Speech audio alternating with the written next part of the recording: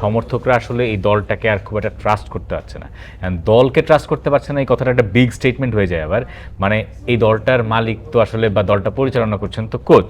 Football ইতিহাসের বাক পরিবর্তন হয়ে যাওয়ার মতো একটা জয় হতে পারে যদি তারা জিততে পারে। দলে হামজা থাকলেই যে বাংলাদেশ একেবারে আহামরি পৃথিবী উল্টায় ফেলা ফুটবল খেলবে সবসময়, এটা হবে না। লিওনেল মেসির একটা বাজে দিন যায়। আমাদের জন্য তপু না থাকা একটা বিগ মিস, আমাদের জন্য রাকিব না থাকা is a big miss. This is going to be his last match, that's what all I know. কালকে সিঙ্গাপুর ম্যাচ, এই ম্যাচ নিয়ে প্লেয়াররাই খুব এক্সাইটেড। সব মিলে কেমন হতে পারে কি? সব মিলে যে কেমন হতে পারে, খুব বেশি আত্মবিশ্বাসী হওয়ার সুযোগ মনে হয় নাই। মানে এর আগের ম্যাচগুলোতে বাংলাদেশ যতগুলো ম্যাচ এই এএফসি এশিয়ান কাপ কোয়ালিফায়ার্সে খেলেছে, সেখানে যেমন একটা আত্মবিশ্বাস আমার কাছে মনে হয় যে সবার ভেতরে ছিল, সমর্থকদের ভেতরে, সবার ভেতরে। এই ব্যাপারটা কোনো একটা জায়গায় গিয়ে আমার কাছে মনে হচ্ছে যে এইবার তার একটু ঘাটতি আছে।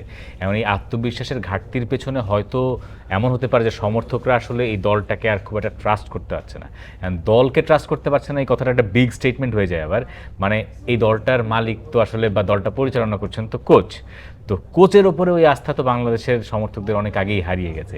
তো ওই আত্মবিশ্বাসের জায়গাটায় তাই একটা ফাটল আছে। যদিও ফুটবলাররা বলছেন, ইনক্লুডিং হামজা চৌধুরী অ্যান্ড সমীর চং, যে তারা জেতার সর্বোচ্চ চেষ্টা করবেন, কিন্তু এটা আসলে বাস্তবিকভাবে কতখানি সম্ভব এইটা একটা বড় ব্যাপার। কিন্তু বাংলাদেশ যদি কালকে জিততে পারে সিঙ্গাপুরের সঙ্গে, মানে এটা একটা হিস্টোরিক উইন। বাংলাদেশ হয়তো এশিয়ান কাপে খেলবে না, কিন্তু বাংলাদেশের ফুটবল ইতিহাসের বাক পরিবর্তন হয়ে যাওয়ার মতো একটা জয় হতে পারে যদি তারা জিততে পারে।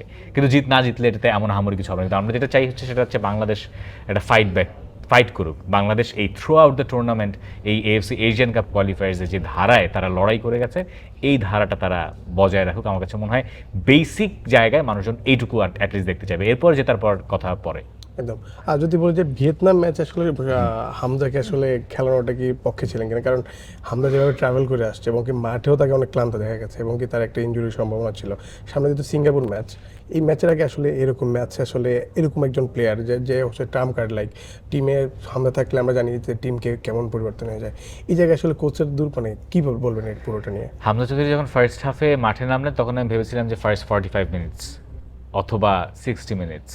কিন্তু বাংলাদেশের স্কোর লাইনটা এরকম বেগতিক হয়ে যাওয়ার পরে আমার কাছে মনে হচ্ছে যে হাভিয়ার কাবরের কাছে আর কোনো উপায় ছিল না হামজাকে পুরো ম্যাচ না খেলানো বাদ দিয়ে। এখন হামজা ফার্স্টের দিকে খেললে আমার কাছে মনে হয়েছিল ইনিশিয়ালি সিদ্ধান্তটা ঠিকঠাক ছিল, যেহেতু ভিয়েতনামের সঙ্গে আপনাকে শুরু থেকে একটু আত্মবিশ্বাসী হতে হবে, আপনার ডিফেন্সে খুব বেশি ভুল করা চলবে না। এখন এই ব্যাপারগুলো আপনি তখনই পারবেন যখন আপনার টিমে হামজা আছে।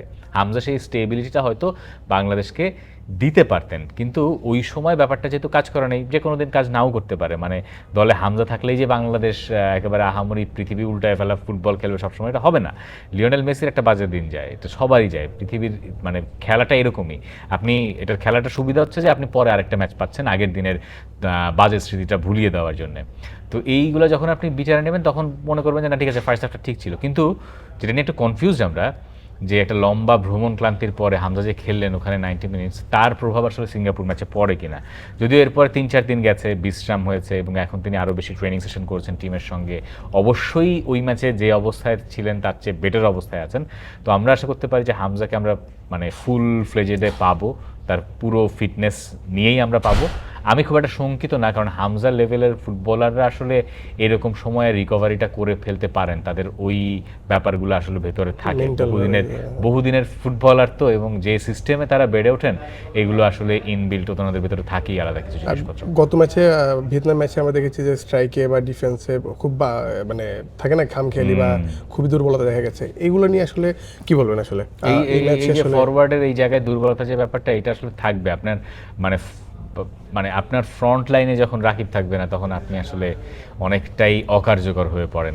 এখন যেটা দুঃখজনক ব্যাপার সেটা হচ্ছে যে মানে ফাহিমরা কেন দায়িত্বটা কাঁধে নিচ্ছেন না। মানে ফয়সাল আহমেদ ফাহিম যদি এই পর্যায়ে এসে দায়িত্ব কাঁধে না নেন, তাহলে আর কবে নেবেন? আমার কাছে মনে হয় যে সেটা যদি তিনি না পারেন, তাহলে তাকে সাব হিসেবে নামানো হোক, বরং সেখানে তার ইম্প্যাক্ট বেশি। আপনি এশিয়ান কাপ কোয়ালিফায়ার্সে দেখেন, পরে যখন তিনি নামেন তখন তার ইম্প্যাক্টটা চোখে পড়ার মতো থাকে, কারণ তার তো স্পিড আছে এবং সে যদি দুই পায়ে খেলে, যে কোনো মানে ডিফেন্ডারের জন্য তাকে আটকানো সবসময় একটা ট্রিকি ব্যাপার হবে।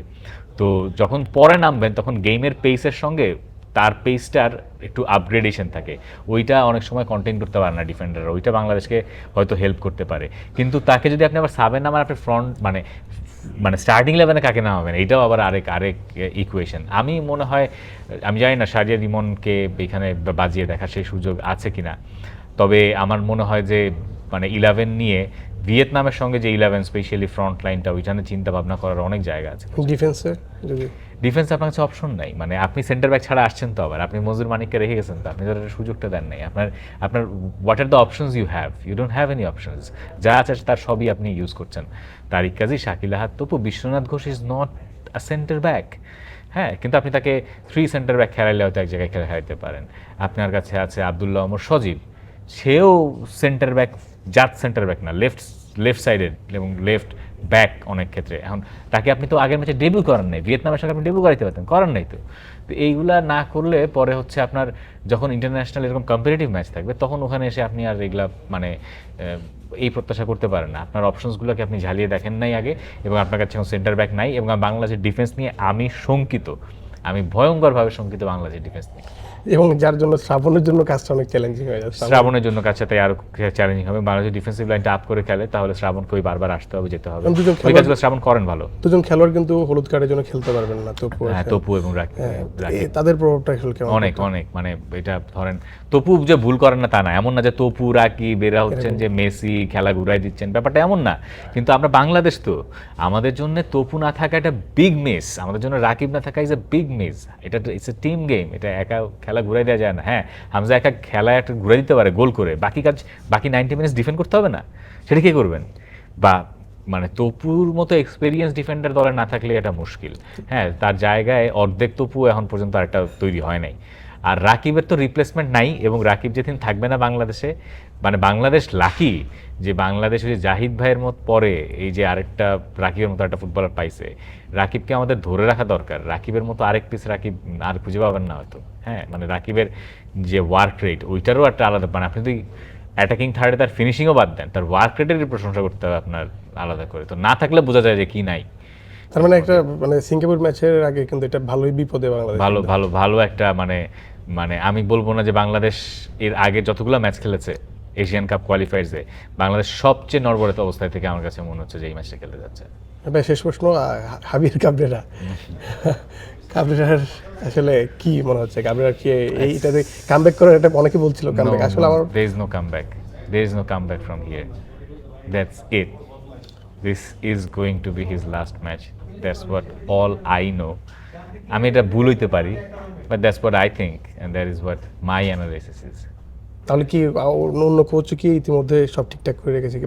ঠিকঠাক হয়েছে কিনা জানি না, তবে অন্য কোচের কাছে অনেকের কাছে প্রস্তাব গেছে, কিছু প্রস্তাব অনেকের কাছে ইনিশিয়ালি হয়তো ফুটবল ফেডারেশনের কাছ থেকে যায়নি, কিন্তু অনেক জায়গায় অনেক কোচের অ্যাভেইলেবিলিটি চেক করার প্রক্রিয়া আমি যতটুকু জানি শুরু হয়েছে। তাহলে কাবরেরার অধ্যায় শেষ? আমার কাছে মনে হয় কাবরেরার অধ্যায় এখান থেকে যদি শেষ না হয় তাহলে it doesn't make any sense at all. মানে there has to be something else, যে কারণে উনি তাহলে দলের কোচ, মানে it's done for him। মানে এটা হাবিয়ার কাবরেরারও বোঝা উচিত যে আই হ্যাভ গিভেন এনাফ, এটাই আমার বার ছিল, এটাই আমার সিলিং, এর পর আর দেওয়ার কিছু নাই। থ্যাংক ইউ ভাই, থ্যাংক ইউ।